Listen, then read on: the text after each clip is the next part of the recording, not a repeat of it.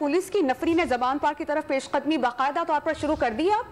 जी बिल्कुल, पथराव जो है वो शुरू किया गया है। कारकुनान की जानिब से पत्थर जो है वो पुलिस की तरफ फेंके गए हैं और ये पुलिस जैसे ही पुलिस ने चलकदमी शुरू की और पुलिस डीआईजी ऑपरेशन इस्लामाबाद की सरबराही में आगे आई तो कारकुनान की जानिब से जो है वो पत्थर मारने का सिलसिला जो है वो शुरू किया गया और पुलिस जो है वो बिल्कुल एक जगह पर रुक गई है और जो एंटी फोर्स के दस्ते हैं जो अपने एंटी सामान के साथ लैस हैं वो आगे आ चुके हैं और उन्होंने मुकम्मल एक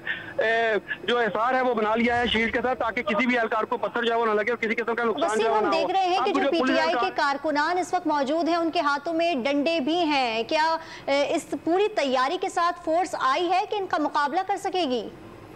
जी देखिए, फोर्स जो है वो अपनी पूरी तैयारी के साथ आई है यहाँ पे, क्योंकि एंटी राइट फोर्स को जहाँ पर जो है वो तैनात किया गया और एंटी राइट फोर्स को खास तरबियत इस चीज़ की दी गई है कि उसने हंगामा राई के दौरान हजूम में जो मुश्तिल अफराद हैं उन पर कैसे काबू पाना है, जो मुजाहिरीन हैं उनको कैसे रोकना है, ये तमाम तर ट्रेनिंग